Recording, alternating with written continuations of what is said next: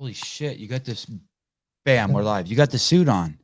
I always got the suit on. I got the suit on, and we're live on my channel as well. I didn't think you'd mind, but I'm Unacceptable. Yeah, so we're live on both, so that people. So, ladies and gentlemen, boys and girls, this is Primetime 99 Alex Stein, and I'm also live with the real. And then, do I pronounce it right? Do I pronounce it Savon instead of Seven? Obviously, Totally wrong. Totally wrong. But you know what? Even my friends say it wrong. How do I pronounce it? It's Sevon. Savon. Sevon, I guess. But you probably hang out with you hang out with a lot of black dudes, so they say the black dudes call me Savon. Savon. They'd call you Savon. That's Savon. What I'm saying. I would call you Savon. Savon sounds regal too. You know, and the Mexicans call me Esteban. Like these fucking racist Mexicans, they think everyone has a Latino name, and I say, hey, what's up? How you doing, Sebon? Because I live around a lot of Mexicans. I'm in California, and they'll be like, my name's Sebon. They're like, Esteban, nice to meet you. I'm like, dude, I've known you for 5 years. Dude, I drink my morning coffee with you at Starbucks every fucking morning for 5 years, and I'm still Esteban. No, let me tell you. I call you Juan. No, I have to run in there. So I'm in Dallas, Texas, and obviously it's just, it's very Hispanic, and I'm in the used car business. I'm in the wholesale business. I buy cars from people, and I sell them at the auction. But what I'm telling you, sometimes I'll retail cars. There's nothing worse if you get a woman that's got 7 kids. I know. I mean, I love women too. I love kids. You get a Hispanic woman with 7 kids and her car breaks down and she cannot get to school. The kids can't get to school. They will come there and they will cuss you out. I mean, they are the toughest ones to deal with when it comes to something bad going with the car. White people, black people, pretty chill. Hispanics, they'll come up there and wring your neck. Ladies and gentlemen, welcome to the Profiling Show, hosted by I know. Now we say that. I love Hispanic. I'm part Hispanic. I'm Alejandro Stein, so I can say that. That's why. Yeah. That's why I can say that. You got a super Jew and a super Armenian. Who wants to fuck with us? Nobody. But see, the thing is, I'm a fake Jew. Everybody thinks, Stein. I didn't know my grandfather, so I should have been a Jew. But I was actually, I'm really not. I never got to have a bar mitzvah. I never got all the cool stuff that the Jews get. They get all the money. And was your mom Jewish? No. See, technically, it's supposed to be your mom. My mom was not, and that's why I'm not technically Jewish. But they say, from like the Talmud, the secret Jew, I'm really a Jew by your dad's side, is what they say. But there's a lot of. When I look at you, I see a yarmulke on you. I know I look like a big Jew, but I'm 6'3". I'm like a bear Jew, I guess. I'm a big, tall man. I mean, and I'm funny, and they say all Jewish people are funny. So I guess that stereotype, I have to agree with that stereotype. I'm 5'5". I'm pretty tall for an Armenian. Is that tall, 5'5" for the Armenian? I thought it was till I went to Armenia, and I'm like, wait, what? My whole life, I thought Armenians were short, and then I went to Armenia, and it's just me. Yeah, well, listen, I'm not height challenged. That's one thing I'm blessed. But that's the thing is I got a lot of other insecurities and abnormalities. So, it's just because you're tall doesn't mean it pays the bills, I guess, for lack of a better word. Life is a challenge for everybody, man. Okay, and so we're on the podcast this morning, and people are probably like, oh, who is this guy that's yelling and screaming early in the morning? So you got to tell them, a little bit about the viral sensation singing of Primetime 99 Alex Stein, Savon. Look it's one of those guests bossing me around. No, I'm not bossing you around. I'm just saying, at the beginning of this episode, people are like, who is this guy? I hate that. I go in these episodes and nobody knows who nobody knows who I am. And that's why I want somebody to know. They're like, who is this guy? Why is he like that? They call me Dollar Store Charlie Kirk and Dollar Store Tucker Carlson, which I agree with. You you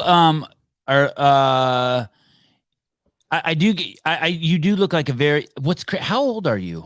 I'm 35. I look like I'm young, but I'm actually a little older. I'm getting, I went to your first post all the way back to 2012 on Instagram. You have not aged. Well, amazing. I appreciate that. I know I have a baby face. I don't know how that is. How that's even. Are you possible. Healthy? Do you work out and do you eat well? I do exercise. I mean, I'm plant based. So this is actually the thing is I don't eat meat. And everybody hates that. I should eat meat for my health because I don't get a lot of good vitamins from the fish and But I don't eat any meat and I exercise every day. Is it true? But I just walk. I don't really do that much hardcore exercise, go to spin class, stuff, easy stuff, not like heavy lifting. Gotcha. Is it true? It's hard to tell you do. This is incredible talent. He is I don't know who's more addicted to posting stuff, me or you. You definitely you produce a lot of content. You have 2 stations. The stations you can look up Alex Stein, and the other one was Conspiracy Castle. Conspiracy Conspiracy Castle. That's like Conspiracy my Castle. main channel on YouTube. And so I came across you because of this video that's going around on Instagram where you are speaking to the Dallas City Council, and that ends up just being the tip of the iceberg. I mean, you explore so many. You're just creative. You have this. Well, before I go there, before I make that assessment, is the part about your mom passing away true? Yeah, no, my mom died 3 months ago in the hospital. She went in. She wasn't even really that sick. She wasn't feeling well. She was shortness of breath. We go into the hospital. We'd called 911 2 days before, and like they're like, "Oh, she probably doesn't need to go." She goes into the hospital. They put her on a BiPAP machine. We tell them not to give her remdesivir. They give her remdesivir. She dies. Her lungs fill up with fluid, and she dies and suffocates in her own fluids. 6 days later, it was the worst thing in my entire life. Watching my mom die. What do you mean? You said we told them or we put her there. Was my mom and I in the room saying, okay, we do not do this. I mean, but her and I both saying this, and they still did it. How can they do that? Because the infectious disease specialist can override. You know, I can't prescribe my own medicine. You can't go into the doctor and say, hey, give me this or don't give me this, especially in an ICU situation like that. So they have medical authority to do stuff like that. But in this day and age, they politicize this stuff. And we can only say so much without getting strikes, but they've politicized this healthcare system instead of actually helping people. And my mom was a victim of that. And so sadly, I guess that motivates me to fight the New World Order or whatever. And I'm actually working with Peter McCullough's attorney, the doctor that went on Joe Rogan's show recently, who was fired from the same hospital that murdered my mom. No shit. That's Baylor. That's the same. It's the same hospital. Wow. What a connection. Okay. Sorry. Go on. Same exact hospital. Yeah. So there's just a lot of stuff. And my mom, she would have gone to medical city. She'd probably still be alive today. And it just, you know, it's just a really unfortunate thing. But I was creating content before that, and my mom was my #1 fan. So but it just sucks too, because like every single day they say, oh, it gets so much easier. Listen, I cry for my mom. I cried about her yesterday. I cried about her the day before. I cried at some point, you know, I look at her, whatever, her brooch on her, you know, from that she used to wear, and that'll make me cry. So it's not a pleasant thing losing the person you love the most in the world. So I do not recommend it, especially watching her die. The way I watched her die was the worst. If my mom would have died in a car accident, I would be a wreck, right? I'd be such a mess. I would be sick. But watching my mom die slowly tied to a bed and not being in the room with her and not being able to do anything. I mean, as a matter of fact, they called the cops on me a couple times because I would try to help her, try to, you know, give her, you know, untie her hands. Because at the end of it, they had her hands tied so she wouldn't rip off her mask.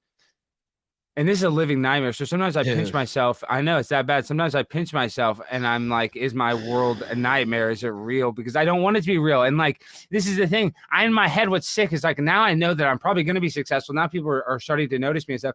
And it's not, I would trade it all back, any success that I have, to go back. And I wish I would be a Peabody or peon nobody for the rest of my life if I could have my mom back. But now my mom's dead, and I'm probably going to have a bunch of success after it and not be able to enjoy it as much, because that's life, I think. Yeah. Good morning. It's Sunday. This is gonna get squirrely.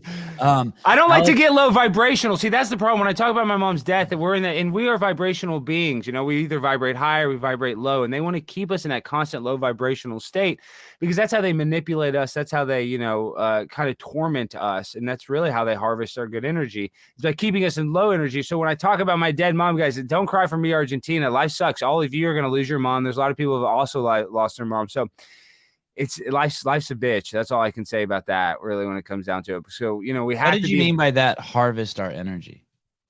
Like when they keep us in a low vibrational state, these people, the social engineers that, you know, like want to keep us down, like basically these this is the problem. So we're being run by soulless corporations that buy and sell our politicians like toilet paper. These multinational corporations, they're not just interested in American dominance. They want world dominance. So what they do is, in order to make us, the citizens, buy their products, be slaves for their companies, they keep us in a low vibrational state. So these fake companies that only have shareholders. They're literally harvesting our good energy. They're trying to take it away from us, like you would take oil from the ground, you know. And so when we don't have that good vibrational energy, we don't feel free. We don't take chances. We're not childlike. We're very stuck in that A or B, you know, mindset. Instead of realizing life, we have a million choices. Every day we have a million choices. It's not just liberal or conservative. It's not just gay or straight. It's not just whatever. I mean, I guess kind of it is just gay or straight, but you know what I mean? I'm just saying, you know, we have more choices than they lead us to believe. And that's why they keep us in that low vibrational state. They're harvesting our good energy, because that good energy is what makes you be like, I'm going to buy a ticket to Europe. I'm going to go to Armenia. I'm going to go to wherever and do something, you know, wild that they don't want us to do. They is still just us, though. When you say those corporations, they're still just being run by people. Right? I mean, it's just people here, right? Yeah, but a person at a company will do anything to. The CEO of McDonald's doesn't care about the health of the children. That, you know, he wants to sell more burgers. Right. So even though he's a human being, he realizes, hey, I make $127 million a year. I'm the CEO of the biggest fast food chain. I'm not worried about their well-being. I'm worried about selling hamburgers for my shareholders. So what do? I got to pay this politician so I can sell the meat from sick cows, because I need more cows, or I need some sort of legislation where I can take cows from Argentina, or whatever rules they need. They can get those rules set in place so their organization and their companies can run smoothly. But you and me, Joe Blow, we can't do that. We don't have that sort of pull. And they have a legal obligation. They have a legal obligation to just make money, right? I mean, that's what they have, a fiduciary duty. If it's like save these people, if they try to worry about health, they could go to jail, because they have a fiduciary duty, a legal duty, whatever the fuck fiduciary means. Financial, I guess. Thank you. Right. To make money for their stockholders, right? Yeah, and the thing is, do you think a company cares if the homeless encampment is down on the building they just bought? You know, they're going to kick them all out. They don't. A company doesn't have the ability to feel empathy. You know, they can't be empathetic to the homeless person like a person can, like a human being would be. Because that's the thing is, dude, people that don't like socialism in a way is good. You know, we'd want to help poor people. I think even all people want to help poor people. You know what I mean? So it's just progressiveness has been hijacked, where, you know, instead of having a system that, you know, actually helps people, where instead of diabetes costing insulin costs $200 in America and $2 in Mexico. That doesn't make sense, you know? So our healthcare system in theory is worse than Mexico's. So that's where we're at, if you really think about it, how it works, even though it's, you know, corporatized and capitalized. So I guess you say that's better because you get better care, but really these rules and regulations make for the red tape makes our lives more terrible, not less terrible. Could we have you ever heard of a book? I want to talk about your mom, but and how she ended up in that position. But have you ever heard of this book called Your Rancha? No, I haven't. Could you pull that up, Caleb? You made me just think of it when you said harvest energy. There was this when I went to UC Santa Barbara, and I hung out with a shitload of hippies, and someone had this really thick book. It was probably like a 30-pound book, and it was about Your Rancha, and basically what it said was, there were aliens or other sentient beings around planet Earth, and they harvested energy. And it's supposedly a true story, right? And they harvest energy off us the same way we harvest milk from cows, or ants harvest milk from aphids. They want us to be emotional beings, and they harvest energy off of us. I guess it's kind of like the Matrix, right? Isn't that what's happening in the Matrix? Like they have the people in the bubbles, and they harvest their energy off of them. Well, I think so. I mean, even if you look at like a city from an aerial view, it almost looks like a computer microchip. So, you know, are we the energy sources of some sort of, you know, supernatural interdimensional being? I don't know. I would think that there are interdimensional beings, because I believe that I'm a spiritual being having a physical experience. And, you know, and so I do think that there's probably other sorts of spirits, and there's more dimensions to this. There's frequencies and sounds and stuff we can't smell or hear or see with our eyes that are around us, that we know that we can't see, that like a dog can pick up, other animals can pick up. So if just knowing that, I would think that there's other things that our body can't pick up, that other things can, that gives us, I guess, that spiritual, like you said, that energy that we're talking about, you know, and that is real, that does exist. I mean, everything's to scale, right? It's just, It's just the same thing over and over and over. So part of you has to think like, hey, if we're harvesting animals, then someone's harvesting us and someone's harvesting them. And it's like what you said, everything's to scale. You look at a city from up above and it's just a microchip. Or like you look at the Hubble telescope and it shows the eye of God. Have you seen that? And it's a whole galaxy that looks like an eyeball. And you're like, well, duh. Like everything is just the same thing over and over and over. Yeah, well, anything NASA gives us is a bunch of bullcrap, in my opinion. Yeah, I trust NASA as far as I can throw NASA. Yeah, I don't. Did we go to the moon? How about that one? Oh, I'm a 1969, 1972 moon landing expert. Do you want to go into the Apollo moon missions and how they're impossible to do today? So we definitely didn't do them in 1969. Do you want to go into it? Are you a space nut? No, not in the slightest. Yeah. But it sounds. Can we do that? Can we do that on a different show? Yeah, for sure. But I'm a moon landing expert. Let me just give you a little bit of this about the moon landing. So I appreciate you asking me, by the way. But real quick, so right now, today we don't have the technology to go to the moon, and this is just a quick thing. I mean, there's a million things. So the fact that we couldn't film it, the fact that just the inverse square law of light, the fact that we can see how many lumens that the moonlight reflects on us now, and we can do the inverse mathematical formation of that. So just the people that were standing on the moon when they see us, it would have been like they were standing on a light bulb. So other than that, I mean, there's a million things like that. Wait, what do you mean? And so what if they were standing on a light bulb? What's that? What's the implication? Well, I'm saying it's not a dusty rock. The footage they give us is just like this dusty, dark rock, but it wouldn't be like that because we can measure moonlight. So we can reverse engineer how many lumens it would be once you get to the moon, according to the calculations by NASA, and it would be so bright, it would be almost like the sun, because that's how much energy it would take for those lumens just to get to where it's at, 237,000 miles that they say. But forget about that. Forget about like there's so many things like that don't work. This is what Dave McGowan, this is one of my favorite things about it. On the surface of the moon, this is what they said it's 200 degrees Fahrenheit in the sun, and that immediately goes to negative 200 degrees Fahrenheit in the shade. That is a transfer of 400 degrees Fahrenheit. And in 1969, we had battery technology that we don't have today, suit technology that we don't have today, that could change instantly 400 degrees when they would go under the lunar lander to the sunlight. It would have to be able to instantly change like that, or the astronauts would get, they could potentially die and get sick. Like I said, NASA said they destroyed that technology.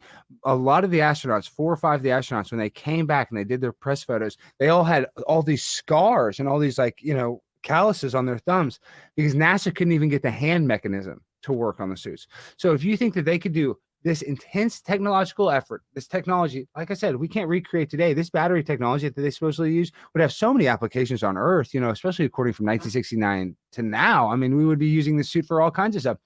Yet they accidentally destroyed it, so we can't ever go and fact check it, how they used it. But they couldn't even get the thumb part to work. And if you think the federal government, the way they're handling the pandemic, the way the federal government has handled anything, the way they lost the Afghanistan war, the way they lost the Vietnam War, would they tell us that we won World War II? Yet most of the Nazis went to South America, Argentina, and a lot of them we brought over in a thing called Operation Paperclip. And the head of that was a guy named Wernher von Braun, who became the leader of the NASA program. Was a rocket scientist for the Nazis that killed a bunch of people in Poland in World War II. This is the guy that became the leader. You can look this up, Wernher von Braun. This is all declassified in a Operation Paperclip, and Russia got the other half of the top Nazi scientists, excuse me. So when you look at all this, the whole NASA program is built on Nazis and liars. The idea that we went to the moon 10 years after JFK said we'd go under Richard Nixon, who was, we could argue the most crooked president ever. He had to step down. Not even Donald Trump had to step down. And you're going to actually believe that we went there? It's impossible. Let me just ask you this. This is where I just keep going. Why don't one of the astronauts tell the truth? I just can't see everyone just being in on the lie. Oh, dude, that's the easiest thing because because in the astronauts, there's only 3 astronauts that went on 6 missions, so there's only 18 people, and it's you don't realize how compartmentalized things are. Just think about you're like Brian Stelter at CNN or whatever. You could be like the top newscaster. You don't necessarily know what the CEO of the station is saying if they're going to fire you. Like even within a news corporation, you can be one of the top faces. You can be Chris Cuomo, but there's still people that are like, oh, we got to fire him. We got to do. So you don't understand. There's compartmentalization. And these people, all the people that went on the moon were all Freemasons. And then on top of that, they were literally all ex-military. And if you know anything, there's people like the CIA. Well, I know you know stuff, but we have people. This is true. You might not know this, but there are spies. We have CIA spies that go and kill people in other countries with diplomatic immunity. So when you realize that we have some like serious killers that work on our government payroll, to think that somebody can't lie and say they went to the moon, we have people that do much worse and that say much worse lies. I don't think that that's that far fetched for them. What is it gonna come out? Well, one day it will. One day it will, because I mean, listen, I don't know how we get to the moon. I don't even know if what they tell us the moon is. I don't necessarily, because like I said, when you look through a telescope, I don't think you can just look through a telescope and it tells you exactly everything about something. Oh yeah. Can you look through a telescope and see the flag on the moon? No, you can't.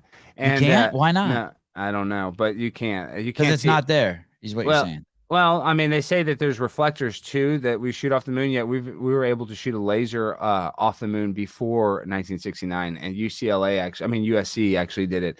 So it's just a lot of stuff that they want to make you feel insignificant. It's kind of like the whole thing about space and stuff is they want to make you feel like you're just some sort of cosmic accident that came from the Big Bang. That there is no afterlife, there is no moral code, you don't really, nothing matters, and you're just an accident and your life doesn't matter.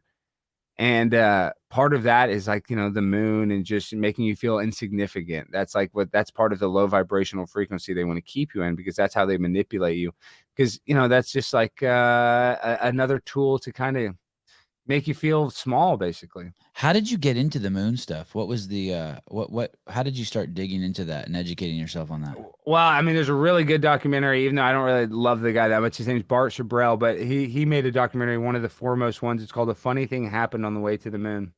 And he just went through, and he actually had Fox actually made a 1 hour special with him, and Fox did a thing talking about how we didn't go to the moon.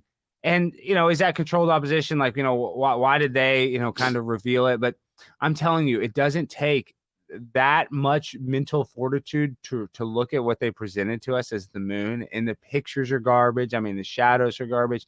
You look at Stanley Kubrick's connection with NASA. It's just very interesting. I mean, I have the conspiracy castle. I like conspiracies. I realize that, like, for me, I guess what woke me up was 9/11. Are you into 9/11 at all? No, but I mean, I watched that one documentary. What was the one that was on YouTube that was huge that everyone watched? Loose change. Yeah, that was some freaky shit. I mean, yeah, they make a ton of presuppositions. I mean, you just kind of have to go along with it, but it is some freaky shit. Yeah, but dude, I mean, all you got to know is Tower 7 is the only, steel frame building to collapse from office fires ever. Nobody even knows about Tower 7. You look at the 19 jihadi hijackers. I mean, they all had passports. They were all working at like a private airport that was supposedly like a drug running airport. And even Muhammad Atta, the ringleader, his girlfriend was a stripper at one point, and that he did a ton of cocaine. So these guys were not religious zealot Muslims. They were like crackhead patsies that got used by the government of Israel and Saudi Arabia and the United States in order to start a never-ending war in the Middle East. And you can and you're like, Alex, how do you know this? We have a thing called Operation Northwoods. For the people who look at this, Operation Northwoods, and during the Cuban Missile Crisis, the CIA came up with a plan to hijack a plane with Cuban nationals and crash it into Miami in order to start a war with Cuba. That's just all declassified. So they had this plan to do the fake plane crash thing. Now they just dusted it off. Everybody needs to look up Operation Northwoods. That's all you need to do. And you're going to be like, what? So they've been planning to do this in order to, it's a false flag terror attack. They've been doing this. Hitler did it. It's just a typical thing. They did it with the Vietnam. We did a false flag attack, the Gulf of Tonkin. I met a guy who was the cameraman for ABC, who was the last guy to Westerner to see Osama bin Laden. He told me about the whole the days it took to get to the cave and going in there and them taking his camera away and just all that shit. Is that guy real, Osama bin Laden? Yeah, but he's Tim Osman. He was a CIA asset, and we used him as a patsy. Oh shit! Yeah, we We liked Osama bin Laden. He helped us. As a matter of fact, we gave Osama bin Laden money. Caleb, cut the feed. We've gone crazy. Cut the feed. We've gone crazy. Okay. No, listen. This is a fact. We gave money to Osama bin Laden to fight the Russians. We gave them money. There's a movie called Charlie Wilson's War, starring Tom Hanks. That's all about this. It's about how we armed the Taliban, the original Taliban. That's why they call it Al-Qaeda. It was created basically by the CIA. The terror storm in the Middle East is Osama bin Laden was a CIA asset. This is known. Look it up. Tim Osman. So he went from a asset to our biggest enemy in the world. And if you think a guy in a cave in Afghanistan planned the worst terror attack on the most defensed country in the entire world, yet we even know NORAD was told to stand down. We had jets en routes that could have easily shot down these planes. And then look at Shanksville. Look at Flight 93 in Shanksville. There wasn't a scrap of the airplane left. Doesn't even that's make the one sense. that crashed in the field. That's the one that crashed in the field. It makes no sense. And that's the one they said that let's roll. They made up this whole story and movie about, you don't even know what was said in the plane. They said let's roll, and then they moved the drink card into the cabin of the airplane and they made it crash themselves. And then yet when you look at the crash site, even the newscasters on the day of it were like, yeah, we didn't see any debris. We didn't even hear anything. I mean, it doesn't make any sense, the story they give us. Yet 2 passports, they found passports and bandanas from the terrorists. They give us that. Yet they didn't find anything else. They didn't find one remain of anything else. But they luckily 2 FBI agents found 2 passports. Yeah, right. That's the biggest load of malarkey ever. And now they can't really do 9/11 because everybody's got cell phones, so they have to do influenza. They had to do like the and I don't think now they ever have to do it, but they've always forecasted that Werner von Braun guy, that NASA, the guy that ended up running NASA, he said on his deathbed that America is going to do a fake alien invasion one day and that they're going to rile everybody up. That's how they're going to start. See, they want us under one ruler, the one world government. You're like, Alex, what are you talking about? But it literally comes out of the Bible. It comes out of Genesis chapter 11, verse 9. You're a Bible dude? Not really. No. Okay. No, okay. No, you just know a lot about a lot of shit. Yeah, I mean, I know a lot of shit. Yeah, okay, I know. Okay, so, chapter 11, verse 9 of Genesis, the first book of the Bible, it's a story about the Tower of Babel. And in the Tower of Babel, Nimrod wants to build this tower to the kingdom of heaven to go kill God. And how God defeats Nimrod is he makes everybody speak a bunch of different languages so they can't communicate, and then they all go their separate ways because they can't build it, because they can't work together. What they're trying to do nowadays is they're trying to reverse engineer that plan by making us speak all one language under one ruler, all one digital currency, all one social credit system, all one language emojis, so that ruler would basically be Satan here on earth. It would be like the universal religion. And that sounds crazy, but that's how they're going to usher us into what is called the transhumanistic future that they want, where we plug into the metaverse, and that we are exactly like they do in the Matrix. How we're talking about harvesting energy is what they're going to say. They're going to say, oh, well, you know what? You have a real bad effect on our climate. You're such a carbon, you're such a carbon footprint producer that it's just going to be a lot better if you plug into this matrix. And in this matrix, you're going to have unlimited money. You're going to have a hot wife or a hot husband. You're going to have whatever dream car you want. It's going to be like the movie Vanilla Sky, and people are going to run to it. People are going to go, oh, I want to sign up. I want to sign up. They're going to be sitting in line like they do outside the Apple store. Watch. Hey, part of for anyone who's listening, part of you wants to be like, this is complete craziness. I want to say 2 things. One of the reasons, as you listen to him speak, and I don't want to fucking scare anyone, remember that what he's saying, part of the reason why you're pushing back on it is because it's scary. Let's just say it is true or it's not true, or there's shades of it that are true. Part of the reason why you're pushing back on it is because it's scary. At least it's scary to me. It scares shit to me. But here's the part. Am I freaking you out? I can't. All right, sorry. I got to calm down. We keep going ahead. I haven't even got started yet. Go ahead. Sorry. But the other piece is this, and this is, I watched a Jim Gaffigan stand up, and he said, my friends he's funny, but I can tell he's woke. He's scared too. He's building up a defense mechanism. We know for a fact that if you don't eat added sugar and you don't eat refined carbohydrates, that you cannot die from COVID, that not one healthy person has died, not one. And I know I've said that, and you guys keep sending me this. We have millions of people dead, and you guys all keep sending me that same article from the New York Times where the 16-year-old kid died. There's not a lot of information on him. Oh, okay, I'm wrong. One person died. We have an entire planet running around in a frenzy over something that, like, I've never taken one precaution. I do everything.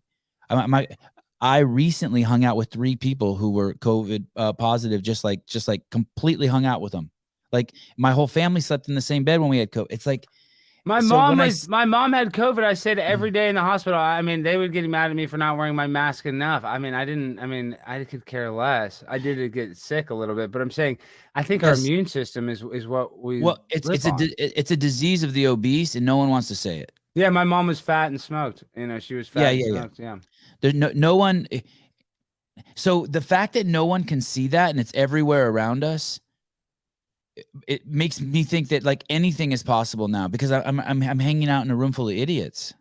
Yeah, but dude, they got us. Our health, like, they have everybody under what is called trauma-based mind control now, and so everybody is just scared. They even get a tingle in their throat. We used to just get the flu, and wasn't that big a deal. Sometimes you go to school. Dude, we don't have that anymore. Now everybody's going to the ER. The reason why the ERs are full is because people think that they're dying as soon as they have a cough.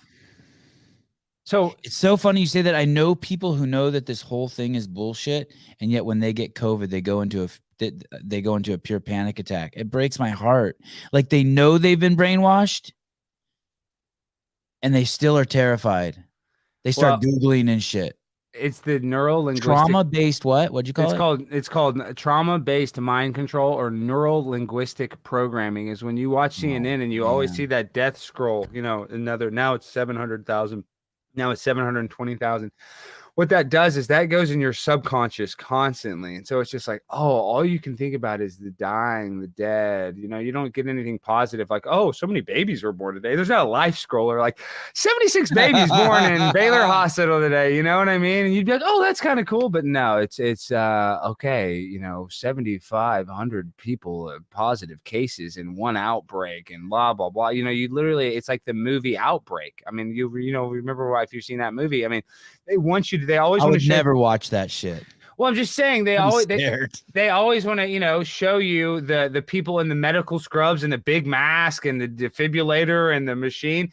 They don't just show you the non-interesting stuff. It's entertainment because it's propaganda. It's got to be something that catches your eye. Yeah, you know.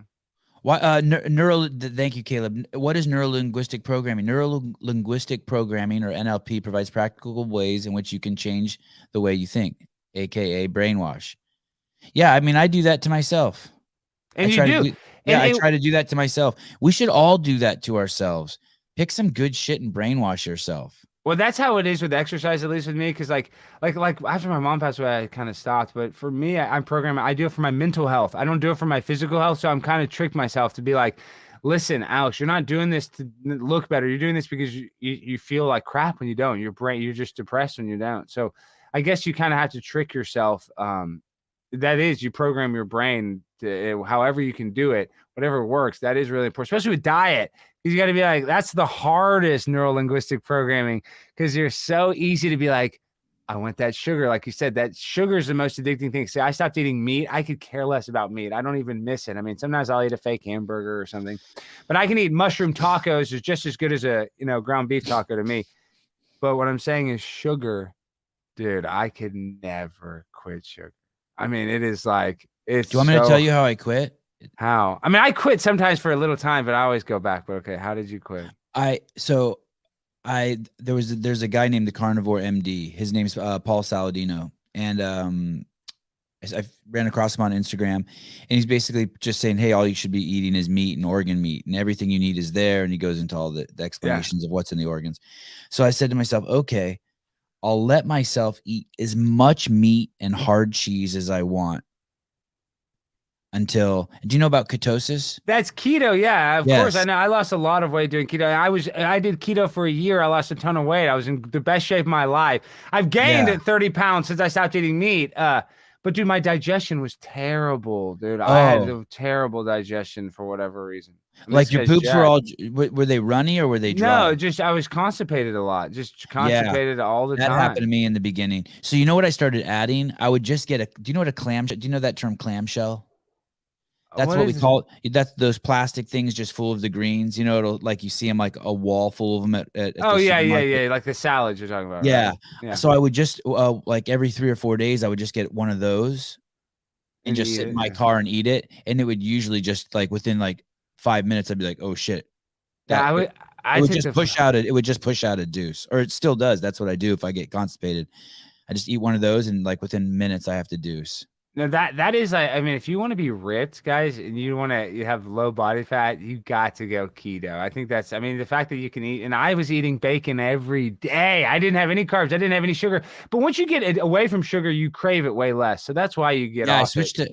I started craving just fat, just like but avocados and stuff. See, the problem is though, because I don't eat meat, I just crave different stuff. Like I want oatmeal, dude. I love, you know what I mean? That's like my favorite. Oatmeal cookie, dude, is my favorite. But I just say, I mean, and they have one that they call the cowboy cookies. My favorite. It's an oatmeal cookie with chocolate chips. Oh, it's my favorite cookie. I sound like a little kid, but yes. So I got to get off the sugar right now. I'm trying to, because like I said, when my mom passed away, dude, why didn't she do so? Why didn't, when COVID came, I couldn't get my mom to exercise to save her life, dude, for years. I mean, but she knew that she. I didn't think we didn't think she had COVID, to be honest. Until too late, until we got to the hospital, we didn't even think, because was she vaccinated? No, she was not. She was not. And she did not feel. She just, I don't know how to explain it. She just didn't feel well. She was just shortness of breath. She didn't have like the normal, stuff you'd be, sickness like sore throat or any of that stuff. So. I don't know. It's really weird. But after my mom, the last things, because tragically when she died, they wouldn't even feed her. So I'd have to give her, I'd bring in milkshakes from McDonald's every day. So the last meal, damn. I'm saying the last meal I had with my mom was McDonald's milkshakes. So about 2 months after she died, I went to McDonald's every day and had a milkshake. But I haven't been in almost a month now. And that was my New Year's resolution. But I went every day for 2 months after she died and had a shake. Alex, it's probably a little more complex than this, but just like an idiot like me will explain it to you like this. Every time you eat something, your body has to produce hormones to help with the digestive process. And the two major hormones that it produces are insulin and leptin. And basically, anytime you eat sugar, your body starts producing leptin, and it causes a traffic jam in your bloodstream. And that is the single most destructive thing to your immune system. That's like a really simple way to think about it. But like, you do not want to eat sugar, because what it does is and then if you become leptin resistant, then all your natural immunity becomes fucked up, because your leptin receptors are also there's believed to be, no one knows for sure, a strong relationship between leptin receptors and them sending orders to T cells and NK cells, which can kill anything. They can kill cancer. They can kill COVID. They whoop anyone's ass. Yeah, your T cells. Yeah. And except for AIDS. And so that's why you can't do milkshakes. Especially if I mean, but this is because she couldn't. I mean, this is what in the ICU when she's dying. I mean, it sounds nice to be a Monday morning quarterback and be like, hey, don't. Yes. I mean, my mom's like, I'm hungry, and they were not giving her food because they didn't want to take her off her machine long enough. So yeah, I mean, dude, listen, I know sugar's not and the sugar that your body doesn't use for energy, it literally is poison inside your body. I mean, that's a fact. So I know that, but it's easier said than done. I mean, everybody wants to be like, oh, I don't want to eat sugar, but it's so good. That's like, listen, I've done every drug in the book. I stopped doing drugs. One of my good friends, Clark Gable, was a guy. This is now 3 years ago. Was that his real name? Well, his grandfather is Clark Gable from Gone with the Wind, and this guy was the host of the TV show Cheaters. I worked for the TV show Cheaters for years here in Dallas. And so the host, is that the show where they catch you cheating and then the guy pops out? Yes, holy shit! Yes, no wonder you're pretty bold. Okay, that's why, because we go and film in those crazy places. I'm not afraid. But he was a party animal. He even partied way harder than me, and like I thought I was, drank and partied and smoked or whatever. But he took 2 Vicodin that he thought were Vicodin. They were fentanyl, and woke up dead. And after that, I just stopped. I was like, I quit doing any drugs, anything, and I haven't drank I still smoke some weed. I need that, a little bit of weed, but I don't, do any hard drugs or drink alcohol ever since. And I don't want to. I have no desire. So I forget why I was talking about why I don't drink alcohol, but we were just talking about just putting bad shit in you. Oh yeah. So I'm just saying, you know, that's when I really got on my health and fitness kick too, is after, I'm saying it 3 years ago, but like, it was so easy to quit all that. I could never take a pill or anything ever again. That's no problem. But you got to tell me that I can never have a blueberry muffin again with the, you know, crusted sugar on top. No, that's not a life I want to live. I want to have that muffin. Do you have a girlfriend? No, I don't. I'm single right now. I have But you used to have a lot of girlfriends. I have a bunch of girlfriends. Yeah, and ever since this video went viral, I have so many girls calling me out. But this is another thing. The last couple of months, a bunch of girls have been hitting me up. A few. I've been in such a, I don't even want to say depression, because I don't think I have depression, because like I said, I exercise. If you exercise, that basically heals your depression. I believe, you know, I think it helps. I agree 100%. Hey, if you have problems and you want them to go away, just do you know what a burpee is? Yeah, of course. Yeah, you got 100 burpees as fast as you can. All your problems will go away. When you go into oxygen deprivation, you'll be like, oh shit. Seriously, I mean, I tell people, go take a spin class for 45 minutes. You just get your heart. You'll feel better. Like, even if you're stressed, you will feel better if you can just get that heart rate up. Because that's what you have to blow out the horse hockey. You got to use our heart as a pump to, you know, get the blood flowing. Oh, okay. We just got a $5 super chat. Thank you. But that's bullshit. That's bullshit. I don't know. How is he getting money? I'm live. We have 201 people watching on my channel right now on Conspiracy Castle. Here, I'll put it. We got a lot of people watching on my channel, so that's how I got that. Guys, I'm big time, and this guy has 5 times the amount of people watching his live, and he's getting loot. This is bullshit. And I'm getting loot. Yeah, I know. People want to donate, dude. So do you have the donation? Hey, here's another thing. I don't. Not only am I big time, but no girls have come out of the woodworks to hit on me. And you got girls coming out of the woodworks. Let me tell you the thing. So the last couple of months, all these girls have been ultra nice to me. Like, they can tell that I'm an injured bird.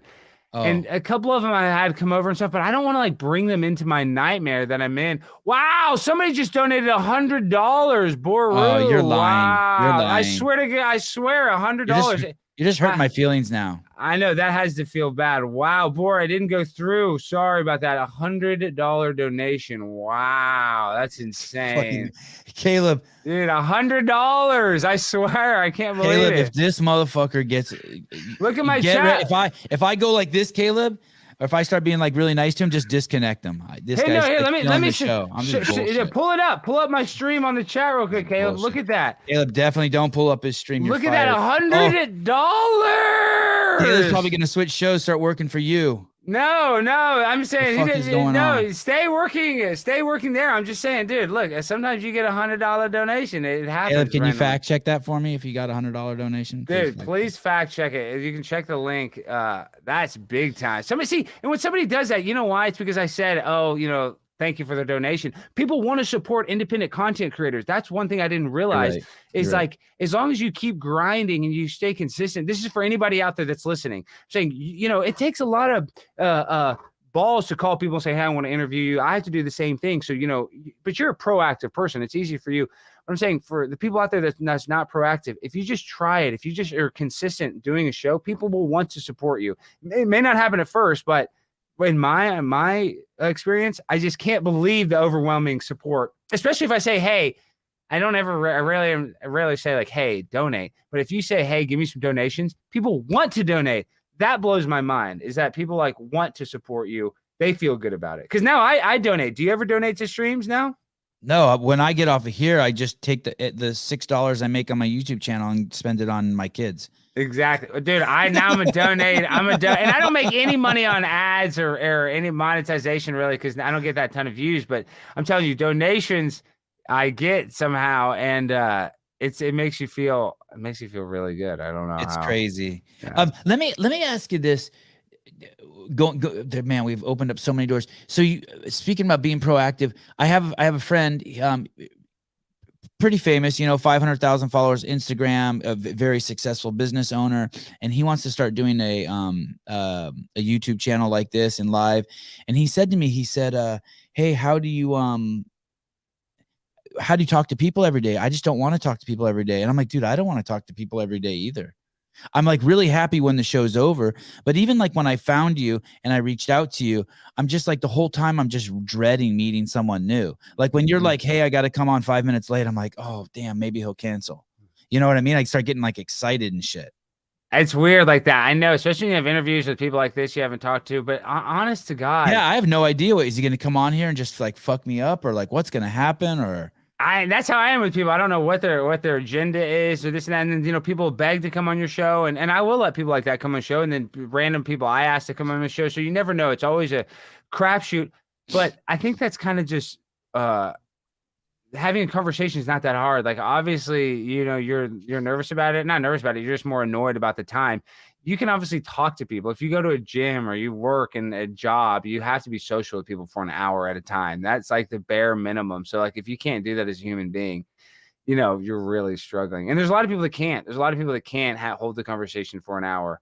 And you sell cars? Is that what you said? Yeah, I'm in the wholesale car business. So I'll give you an instant cash offer on your car. I started off, in the retail business selling to people, on the street, but I hate that because like I said, I don't want to rip people off. I don't want to, get somebody in a car they can't afford. I just didn't like that vibe. So I just focus on buying people's cars and a lot of times I buy people's cars that, break down or, they're having engine issues and then I sell them at the auction. Where I make money is, I just sometimes I don't fix a car. Sometimes I'll just repaint them. That's like sometimes I'll get a good deal. I'll give you an instant cash offer. Sometimes, I get good deals buying wholesale. That's where I focus on because when I'm selling them at the auction, I don't care if a dealer gets ripped off. Like, if I'm selling it as is, it's just Leslie, $10 donation. There we go. I'm saying when you're selling wholesale, you're not ripping individuals off. would never want to rip somebody off. Selling a dealer car with a bad transmission as is, that's just how the car business works. I bought a lot of cars with bad transmission at the auction. That's why they're at the auction, probably. I like you have very nice hair, Leslie. $10. Your hair's nicer than my reading ability. My wife has red hair. Because I love red hair. Yeah. No, red hair is the best. I mean, that's why is that? Why am I so attracted to the red hair? You are? Hey, we have a lot in common. Hey, pull up that picture of him when he's like 8 years old with his dad. Can you that's exactly what I looked like. Me and him had the exact same body at 8. You really looked at the Instagram. There I am. I was like, holy shit, how'd he get this picture of me? Except your dad's tall. Yeah, he's like 6'1". Yeah, he's tall. I'm taller than him though. I saw that and I was like, holy shit. I know. And Charles Barkley. You met Charles Barkley. I've hung out with Charles Barkley a little bit. I know, isn't that crazy? Charles Barkley, and it's funny, that day was like one of the craziest days of my life. I got to go. I worked. You look older there than you do now. I know my hair is a little shorter, but that's like basically what I still look like. So listen, well, there's some sort of weird filter. That's back in the early days of Instagram. I graduated from LSU in Baton Rouge and I moved to LA and I worked on like a bunch of different TV shows, like, production, extra, and then I got on, I got on a couple reality shows. And then I ended up being on this reality show called Online Dating Rituals for the American Male. And it's about like, it followed men online dating on the TV show on the channel Bravo. And I say, cool. So I got to be a guest on the Today Show because they wanted to it was an NBC owned show. It was the most intense day ever, Wow, $19 donation. Thank you. Wow. Caleb, are you fact checking this shit? Yeah, $19. But listen. So this guy who said that we didn't go to the moon is getting money? Yes, I'm the moon landing denier. And Joe Rogan is the original moon landing denier. Fact check that, Caleb. But listen. Don't talk directly to Caleb, Alex. If you want to talk to Caleb, you talk to me, and then I talk to Caleb. Well, tell Caleb to please fact check it. Fact check that, Caleb. Whatever Alex says, do it, Caleb. Whatever Alex says, do it. No, but what I'm saying is that day, dude, was the belle of the ball. I've never had it. They fly you to New York in, first class, but not that that's that. I mean, on American Airlines, it's cool sitting first class, but it's not like that great. But you sit in the front of the airplane, you get picked up in a car, you stay at a nice hotel, they take you to what is not Del Frisco's, I think it was Del Frisco's, whatever the main steakhouse is at 30 Rockefeller. I can't even remember which it was. I think it was a Del Frisco's. And then you stay at this nice hotel. And when I'm checking in, Charles Barkley was staying in the room next to me. That's how I knew I was a celeb status, because obviously our rooms were paid for he was working for NBC too. And I just felt like, wow, I'm the real deal. And then the next day, they kicked me out of the room. They put me on a flight back, and they never talked to me ever again. But just for one moment, I got to taste the life of Charles Barkley for 1 second, and it felt so good. So tell me your Charles Barkley story. He's not hijacking it. He hijacked it. Let's get the verbiage right. He hijacked it. I am a hijacker too, dude. When I come on people's show, I hijacked another show. You Are Here on Blaze TV the other day, and people were like, "Is he the host?" I always do this. I have a terrible way Dude, of going about the way I do my show. Because you like it, because as a content producer, you're like, oh, let this idiot just talk about the moon landing the whole time, and everybody will be entertained, and I can just chill, and he can do all the heavy lifting. I do all the heavy lifting. I do. There's this show that you did recently.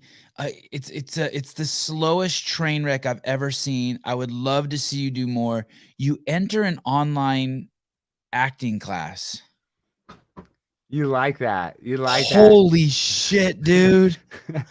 Holy shit, Caleb, can you just put the link to that in the comments? You want to see the slowest train wreck ever?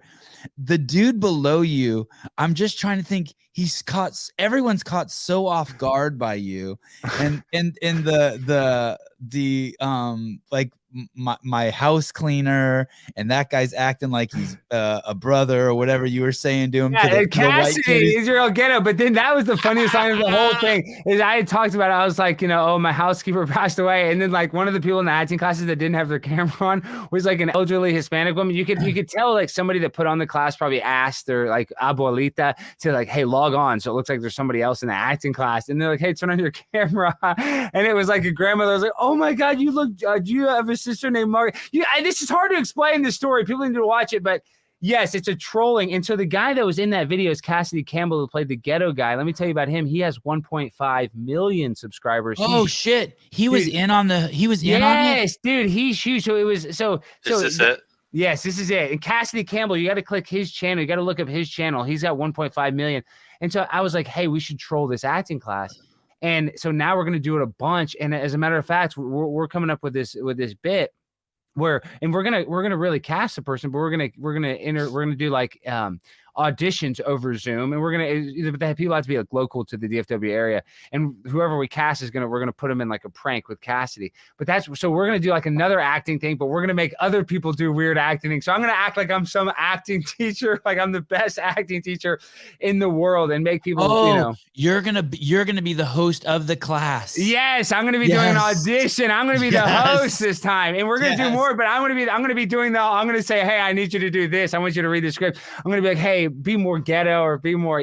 So Cassidy and I, because we're gonna be auditioning to be in a Cassidy Campbell video, and it's gonna be a paid deal. You get $200, and it's like 4 hours of shooting. So people are gonna audition, because he has a bunch of fans. Did you ever reveal that he's in on the joke too? I watched that. And we never revealed that. I was just like, damn, Alex is fucking this dude up. Dude, well, my dream is I want to be the next Andy Kaufman. I mean, he died at my age. He died at 35, so like I guess I can take over now.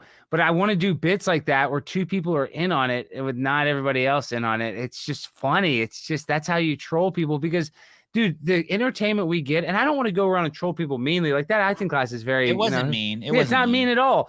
I'm saying, and it's actually an opportunity. The whole time I was thinking, if I was in that class.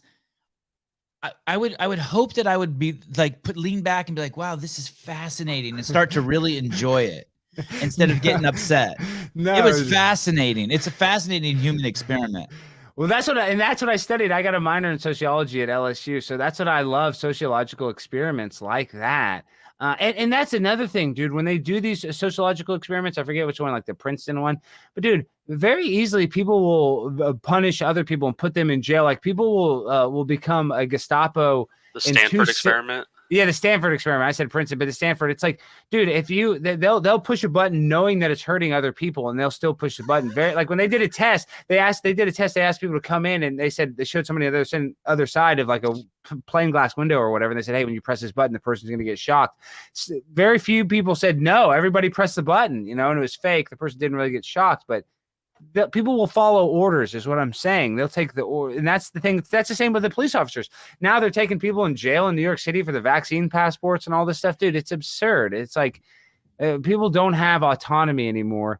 And I guess the Stanford prison experiment is an easy indication of like people will sell you out for nothing. What do you think that there's, that you hear the term sheep. Is it that they're sheep? Like, why are people like that? Are they just asleep? Why aren't people like thinking for themselves?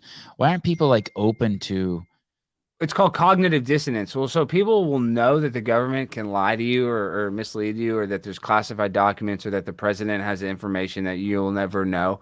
But you have cognitive dissonance. You think, well, they got my best interest in mind. You know, even like though the injection thing. Like, who thinks it's okay to go?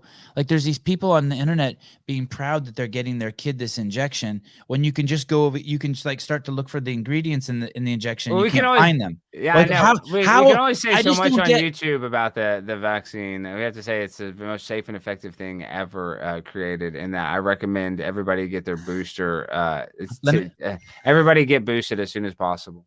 The state of having inconsistent thoughts, beliefs, or attitudes, especially as relating to behavioral decisions and attitude change. I don't even know if that's it. It's like, so you have this kid, and it's like you're supposed to, like, you're programmed kind of like, at least me, biologically, to do everything in my power to protect it. I don't get how I would let someone. It's identity, dude. It's identity politics. Yeah, because people think that they're on it's like the mask is the MAGA hat for the left. So people that don't want to believe in God, they just want to believe in the science. Like the science becomes their God. So it's their religion. Yes. So it's like, oh, we got to get, every time the big pharma says to do something, we got to do it, because that is their religion. And just like God. The people on the right use the word God, having no idea what they're talking about, the people on the left use the word science, but they couldn't define science. Just 100%. Like the people on the right couldn't define God. Wow, I understand life so much better. Hey, you're welcome. Not that I still, don't understand it that much, because this is another thing. Is like, life is so short. They don't want us to create. I talk about that low vibrational state they want to keep us in. But that's why people kind of want to be a sheep. To your question, is what I'm saying is people kind of want to be just fragmented, or like that's why they want to go to the military out of high school, because they don't want to go to college. And I'm not anti-military or whatever, but it's, people almost like want to be regimented. They want to. Because they don't want to think for themselves. They want to think, oh, somebody smarter than me figured it out, because they don't want to like look into it for themselves, because that takes research, that takes effort, that takes time. And that's not easy. It's easier to just take somebody's word for it. $19.99, $20. Jeez. Dude, wow. 3%. Send me 3%. Glad you slapped his cock for talking to Caleb. No problem, Rich. No problem. I swear to God, next time I'll fucking kick him in the vagina too. You see this? And do you have any cats? I'm a cat nut. Okay, so let me tell you a little health. No, wait. I think that's a misnomer. I don't think you're a cat nut. You mean people who own cats are nuts? That's both. But listen, so it's called. I have crazy cat lady syndrome. I have a cat. I have 5. It's called toxoplasmosis. Listen, and I have a dog. What's it called? Caleb has It's called toxoplasmosis, toxoplasmosis. And what it is, there's a parasite in the cat's fecal matter from dealing with the litter box that turns you into a crazy cat lady syndrome. So you become a cat. Like I am this cat. I don't even. If I'm buying something, I'm like, oh, I can't afford that. But if it's fancy fees for the cat, they get all my money. You know what I mean? Like it's weird. It's a super $1 billion industry. I don't know how many billions, the whole pet thing. Toxoplasmosis, another big word that our guest, fake Jew, Alex Stein used, is a disease that results from the infection with the Toxoplasma gondii parasite, one of the world's most common parasites. Infection usually occurs by eating undercooked, contaminated meat. I call bullshit. Exposure from infected cat feces, possibly, or mother-to-child transmission during pregnancy. Cat feces, dude. I'm covered in cat feces. The cat, one time on my live stream, one of the cats peed on me. So yes, dude, this is my life. And my mom passed away, so I got her cat. And then two other people passed away. I started off with 2 cats years ago. Since the pandemic, all these people died, and I have a bunch of cats now. So I had to turn them away now. I mean, people were like, oh, I'm going to take you to the shelter, to the kill shelter. And that's another thing is we can announce on this podcast is I am going to run. It's not till May 2023, but I'm going to run for mayor of Dallas. You're like, oh, Alex. Shit. Well, they're going to say, will you please come on my show when you do that? 100%. And they're going to say, oh, Alex, you might not win, but if I can just get in the debates, that's basically what I want. But my whole platform will be no kill shelters. I don't want any kill animal shelters. And then on top of that is we have to create in Dallas, I want red light districts, because all of the bad drugs, my friend that died and he got that drugs, fentanyl, if we have a place where we can decriminalize drugs, because the war on drugs is not working. Half of the private prison industry is filled with nonviolent drug offenders. So we need to have a way where we could have a red light district where we could tax drugs, where we could have Narcan for people, overdose on opiates, where people could go for tourism and then use that money to subsidize the rehabilitation clinics and subsidize the animal care. Because listen, we have to take some sort. The war on drugs is one of the biggest travesties in the history of mankind. Putting people in jail for using drugs is not how we help a society. You know what I mean? Yeah, I totally agree with you. But if you do go down that alleyway, if you go down that path, well, there's two things I'd like you to consider. Just consider. One is they've legalized marijuana in California, and it's what it's done is because the way they did it, it's opened up the doors to the cartel, and the cartel is completely running fucking wild here. It's fucking horrible.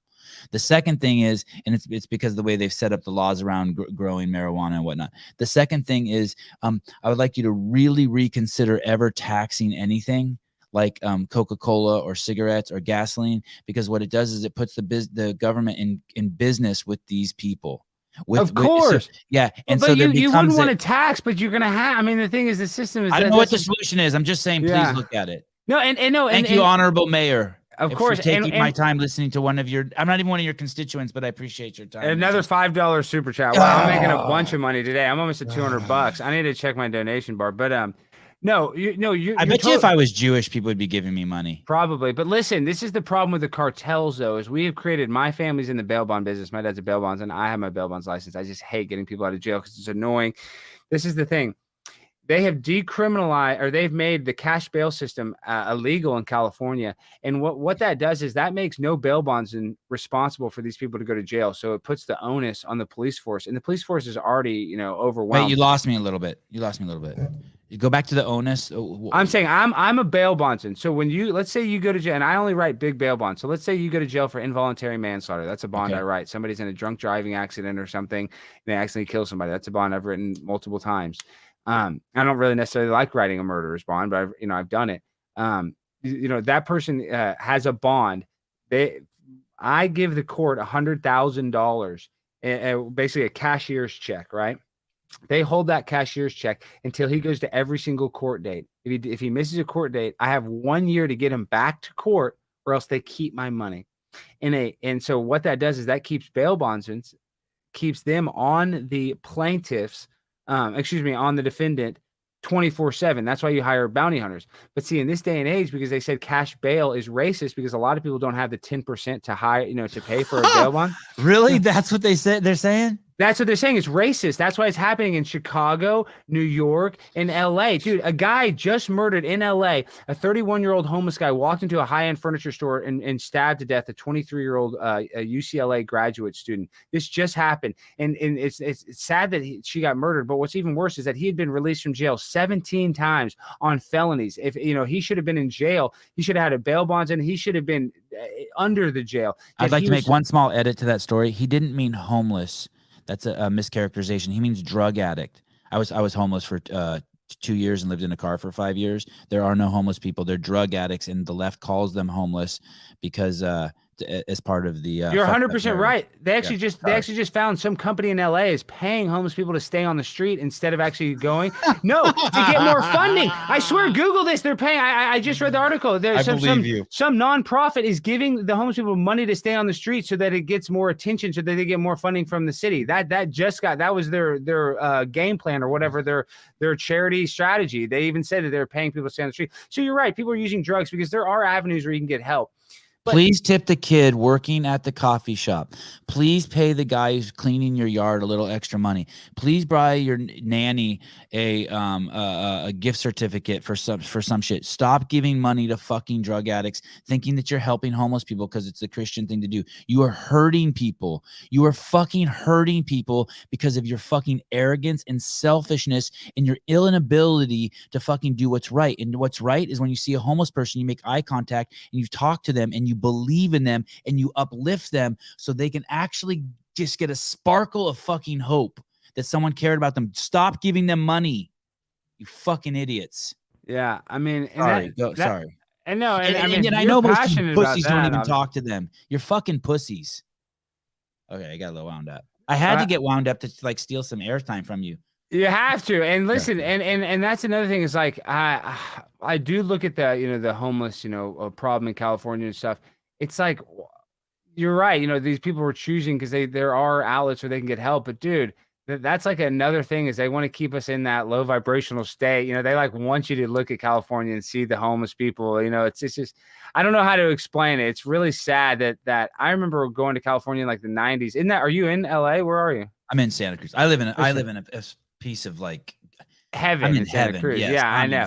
But like LA is trash. I'm just saying LA used to be the coolest place ever, guys. Yes. This is so cool. It was like so cool. And now it is like, it's just because you're letting people out of jail. Girls are getting stabbed. I mean, and you're right. There's cartels running there. But if they actually had bail bonds, if they had a police force, which I'm not pro cop. Like the cops are annoying as shit, but they shouldn't be taking people to jail for nonviolent drug offenses. In my opinion, like you're saying, drugs are bad. Drugs are terrible, but the drugs are the worst thing. But like in Portugal, these places where if you actually can help people, you know, that need help with the drugs to go to rehabilitation, that's been shown to work a lot better than putting people in jail where they can't even go get a job at McDonald's in the future. And especially to young kids, they get arrested a couple of times. They can never get a job ever, especially if they have a felony cocaine possession. You can't even get a job at, you know, Panera Bread Company. I like having you on the show, and there's like things I want to talk to you about. Like, I don't want it to be like a wackadoodle show, but man, you know a lot of good shit. Okay, fuck it. Wackadoodle I'm a show. wackadoodle. What do you mean? I mean, we talk about it all. I mean, I'm a wackadoodle. I talk about it all. It's cool. I wonder if there's any place you're not willing to go, but we have a whole lifetime to do multiple shows to figure that out. Magnet on arm. Can you pull up that? Oh, we're on YouTube, so I'm gonna have to take this stream down for sure. Yeah, really? On YouTube you cannot. I got a strike for that video. Okay. Don't show it. Is that so? Tell me that really worked though. It really stuck to people after the. You know what? It stuck right to their arm. So I mean. Why doesn't anyone believe that? How come if you talk about that, people will just be like, "Oh my God, you're fucking crazy." Just Google TikTok magnet challenge, and there's 1,000 people that it sticks to. I mean, dude, I don't know. Just put it in the chat. I mean, you can put it in the chat. I mean, you can show it. I'll just have to take the stream down. It's not that big a deal. No, I don't want to take anything down. But why? Like, so there was a lady. There's a lady that was big on Instagram that was showing her whole journey with that. Brittany Galvin. I know that girl is kind of annoying. I had her on my show. She's nice, but like her journey's been kind of annoying about it. And people get so offended and get so like they just attack her. Why not just be like, oh, maybe it is true? Why are people so adamant? No, because Stephen Colbert is like, these are no magnets, and then you go to all the debunking thing, you know, oh, it doesn't really work. So people are like think it's fake. They think they're lying. They think they're using like a glue, I guess, like or moisture, glue. Like it's sweaty. Sweaty. That's what they're saying. Because I see her stuff, and I like Brittany. I'm just saying she's always posting about it. It just sucks, dude. I'm so tired of my identity being pro-vaccine or anti-vaccine at this point, dude. And I would recommend nobody do it. But if you want to take it, people need to just make their own decisions. I'm all about personal decisions. Take it. Because listen, at this point, dude, no amount of evidence is going to convince an idiot of what's going on. And if people don't want to look into it themselves, and that's the other thing, there are good people that are going to get tricked into it because they got to do it for work. They got to do it for whatever. That is so fucked up because there's going to be people that get hurt because of it. But dude, at this point, it's like, man, if you can't see that Big Pharma is a multinational corporation that has shareholders that is making money by selling this free vaccine all over the world and making it mandated because it benefits them financially. If you can't see that, then you are just blind. And, you know, like I said, no amount of evidence can convince an idiot. Do you think that if your mom would have taken the vaccine, she'd be okay? Honestly, God, no. Honestly, no. I think she could have been worse. But this is the thing. It's a stupid question. Do you think like you should be like, hey, fuck off? Well, Well, Monday morning quarterback, I cussed out my cousin. She's like, oh, your mom should have been vaccinated. But that's another thing is that like according to the hospital, she told the hospital that she was vaccinated. So like that. So that's why I don't even know. I know that I believe my mom wasn't because she told me she wasn't, but she might have told them she was to get better care. That's the type of woman my mom would be. So they thought she was vaccinated. A friend of mine just went to the hospital the other day. They took their kid there, and their kid had a broken arm. And they said they went to the front, and the person who checks you in is like, "Are you vaccinated?" And they're like, "Oh shit." And they're like, "Yeah."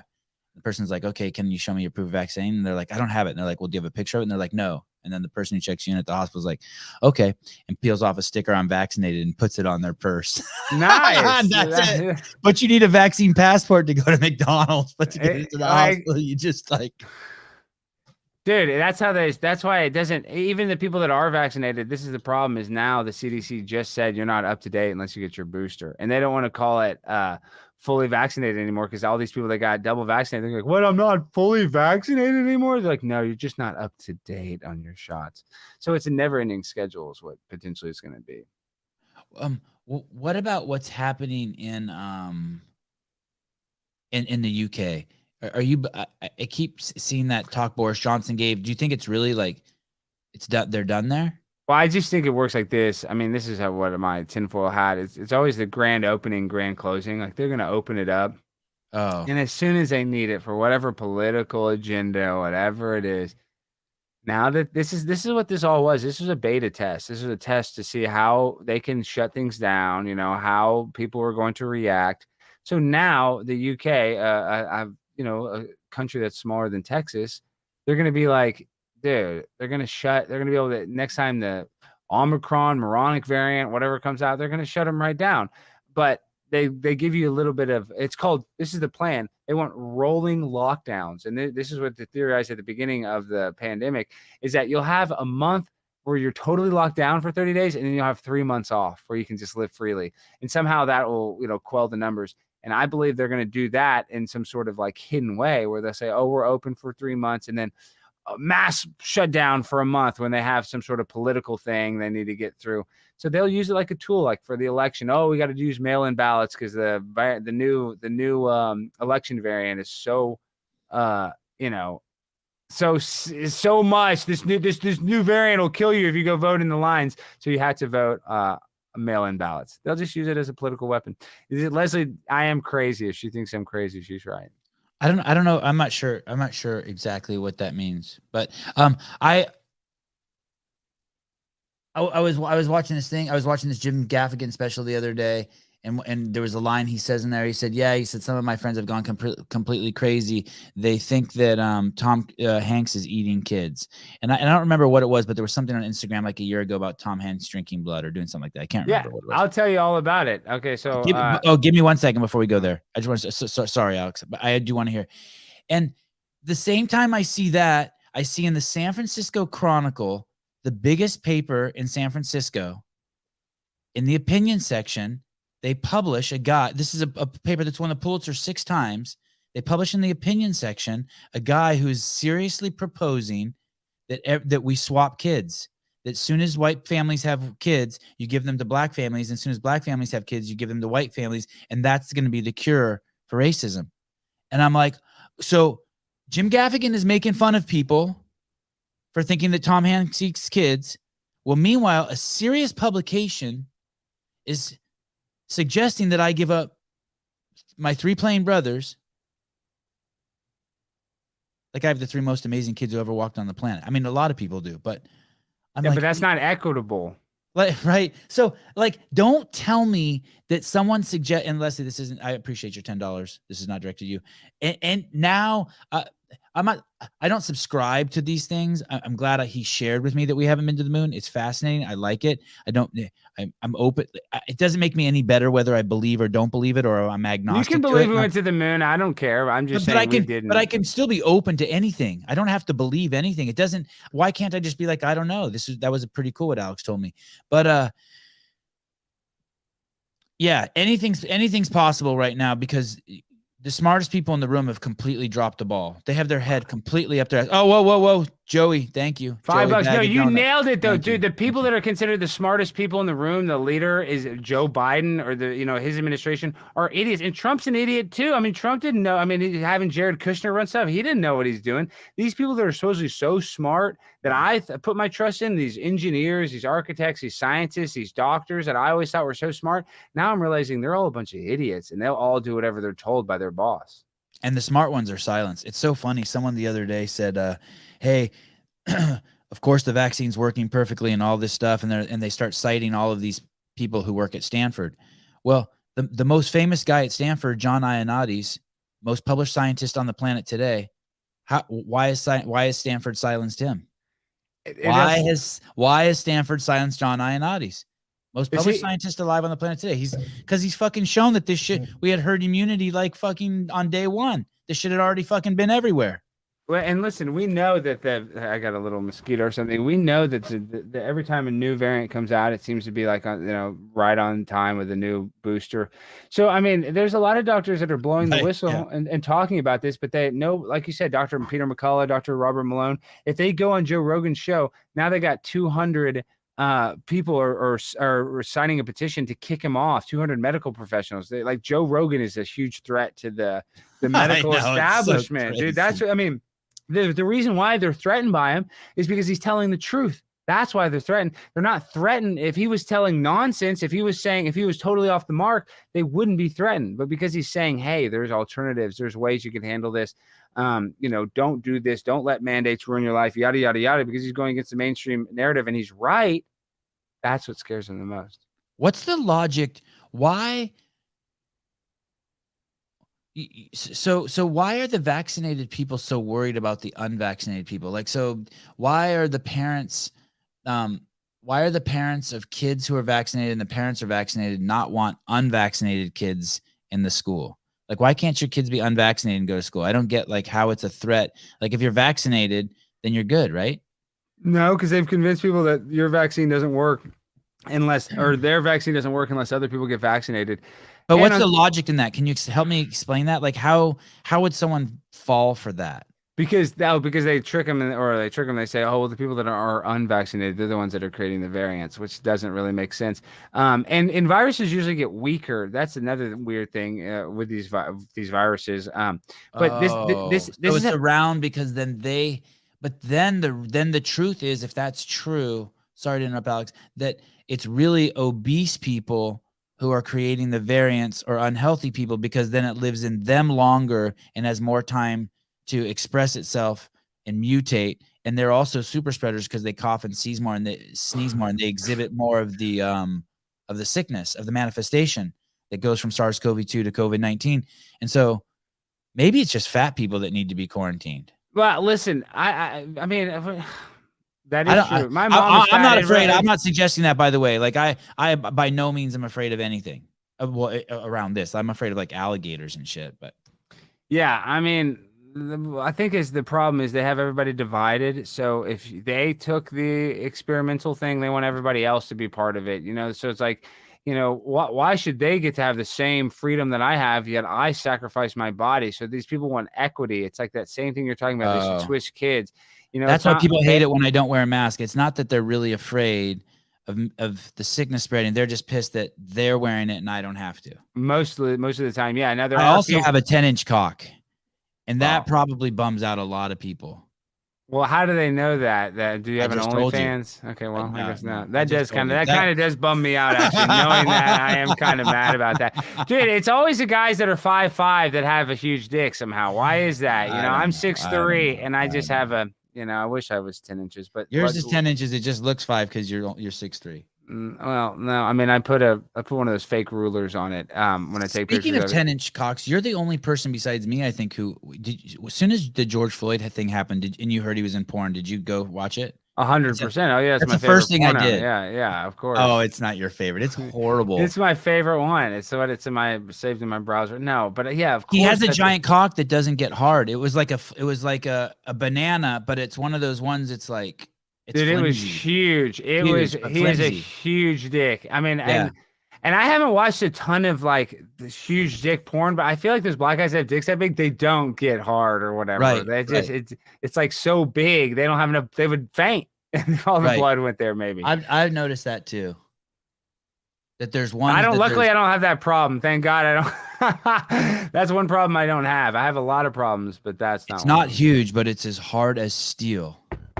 Like a wooden table, but that's another thing. Is like sex is another manipulative thing. Like this day and age, everybody's like, yeah, and I like to have sex, but there's children. Everybody's desensitized to the pornography. That's like another mind game that they're doing, to a psychological operation that they do to people, just to kind of create like basically George Orwell's 1984 or Brave New World. They want us to be like all like sex perverts. and not have monogamous relationships and not have families. So they're basically almost this day and age with dating apps and stuff. It's like hard to date. So you're talking about relationship stuff like the sterilization of these dating apps, judging somebody if they're not 6 foot, that they're going to swipe right on them.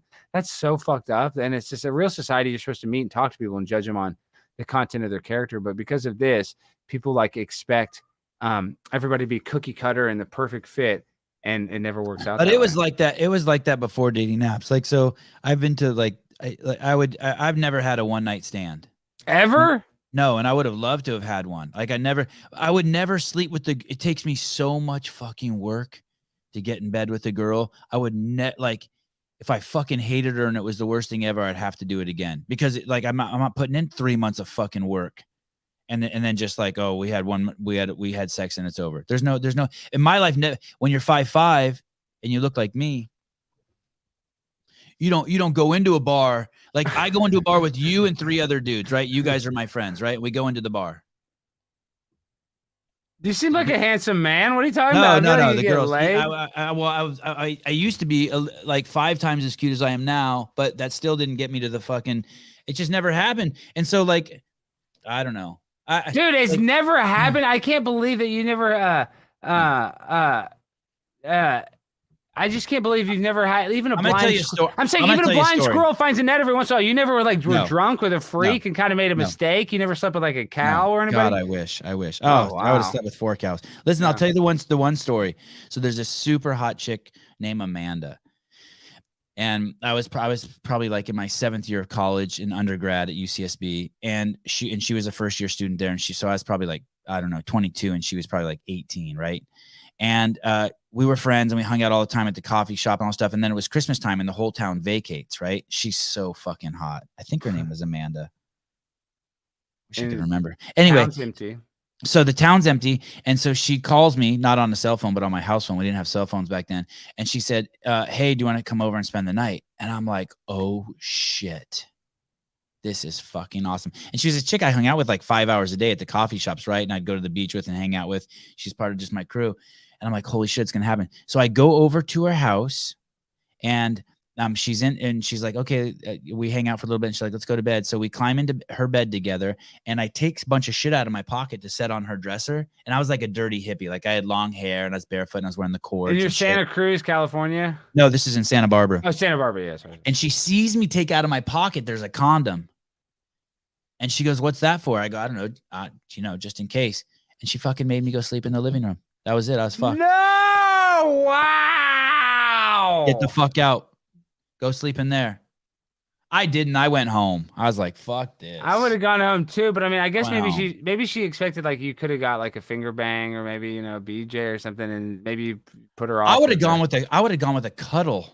And like I know, but that's what like, she just probably like, no. But she saw the condom impression. And like, she probably thought you. And I got kicked to the curb, and that was I think that's the closest I ever got to a one night stand. I mean, no. My current wife, I courted her for 5 years. I wrote a screenplay. It's called 5 Years to Fornication. 5 years to Fornication. Now that is a screenplay that I need to be the star of. I like that. I like that movie. That's a movie I like. No, but I like I said, I haven't had a ton of one night stands because I still, it's still kind of awkward. And it's just scary with all the, diseases and stuff like that. You don't want to just be raw dogging random chicks. Not that you've maybe you're just brainwashed. Maybe you're brainwashed by that too. Like I was terrified of AIDS too. And now like, if you scratch the surface, people will be like, hey, that was another Fauci fucking. I know. And he gave AZT to these people that, a cancer medicine that didn't work. That was like knowingly killing people. So his handling of everything, Dr. Fauci is literally like an evil villain. I mean, I'm not just saying that. He is not a good person. I appreciate your time on Sunday morning. Oh, you had the Island Boys sing a song to your mom? Yes, I did. I know. I had him sing a tribute. And people are like, oh, listen, my mom and I did that through Cameo? You did that through Cameo? And I'm on Cameo now for $20. You can buy me on Cameo and I'll sing you a song like this. But yes, I got the Island Boys because my mom was so funny. She was like me, and it sucks because I'm an only child. And my mom, her parents are passed away. Well, actually, her mom was still alive, but she wasn't close to their mom. They had a falling out. So kind of sad. My mom and I were really close. I'm really close to my dad too, but I was just best friends with my mom. She's my biggest fan. She's the reason why I'm funny. And so I do this. People are like, oh, it's being insensitive. My mom would love this. My mom would laugh at this. My mom had the best sense of humor in the world. That's where I get my sense of humor. I'm an island boy. I'm so sorry about Kelly Steen. I was so sorry about Kelly Steen. You was killed at the Baylor Hospital. Okay, Paul Medical. That is so damn sad. It should have been better. Wow, it's so damn sad about times. I'm gonna keep it all P to you. Oh, rest in peace to you. I know it touched everyone's heart. I know it touched everyone's heart. Oh, primetime number 99. Oh, Alex Osteen go up. Yep. I'm so sorry about your mom. I hopefully pick yourself up. Hopefully understand. Oh, Kelly Steen. Oh, yeah. You at the island, girl. Yeah. Oh, you in heaven, girl. Oh, yeah. And remembering Kelly Steen. R.I.P. All wishes to y'all, man. We just want to say I'm so sorry due to the poor medical treatment by the nurses and doctors. That's not good. Hey, but the Island Boys are with you at heart, man. Keep going. Keep going. And if you notice, That's one of crazy. It's really They're so sincere. They crushed it. They crushed it. They crushed that. They did that because they lost their dad as a young kid. That's why they probably feel sympathetic. But if you notice, one of the pictures my mom had just a nose thing on, when she had that on, we were talking like she had a shortness of breath. She went from that to dead, like so fast. It made no sense. I mean, that's when we were talking and telling them no remdesivir, no everything. And then literally like the third night I get there because I can only be there from 1 to 4 in the afternoon. And really you're only supposed to stay for 30 minutes, but I stayed, longer. I get there on the third day and she's like tied to the bed and she has this new thing taped to her face. That's where she wasn't. That was the second day. I mean, things were bad, but they weren't like we were talking, dude. We were sitting there having a milkshake. Like it was not good. She was not in good shape. She has shortness of breath. She had breathing trouble. Dude, when they gave her that remdesivir and they started giving her that, her body just shut down. Ladies and gentlemen, this will not be the last time. I'll try to have Alex Stein on again. I hate to be low vibrational like that, guys. No, that's not low vibration. Fuck that. I know, but it's sad. No, what I'm saying is I'm the people that did this to my mom, and this is another thing, is I would, take back anything. I'd give anything I've gotten since my mom passed away, back to have her back. But knowing that I'd gone through that, like watching her die in my arms, having that feeling is, I know in my life that there's nothing I will face that will be as hard as that. I mean, one day my dad will die. Obviously that will be just as hard, but saying other than those two things, I've already walked through the shadow of the valley of death. You know what I mean? I've already seen the devil. I've already danced with him. So now, I mean, I'm not afraid of anything. Like I know my life's going to be hard, but there's nothing you can say, oh, Alex, like to myself, oh, Alex, I don't feel like doing that. I didn't feel like walking in that hospital every day and watching my mom die, and I had to do it. So there's nothing else that I can, that I will go through that is as hard as that. So it has toughened me up for the rest of my journey. And because of that, it's going to make me tougher and make me more successful. Thank you for the humbling experience. I just accidentally clicked the link and went over to your station and saw you have 5 times as many viewers as me. Thanks for piggyback off all my hard work, Alex. I know, and we used your stream. I just sniped your stream, and I made about $200. Thank you for all the people that donated. Oh no, I'm so happy for your success. Julian, Odessa Rules, Chaser Senior, Boru, Fat Planet, a lot of donations. Wow, I can't believe it. Thank you guys. I'll see you guys this evening. Having Brian Friend on. We're going to talk about the CrossFit semifinals, shit like that. Fikowski, Annie Thorsdottir, all that stuff. Alex Stein, you the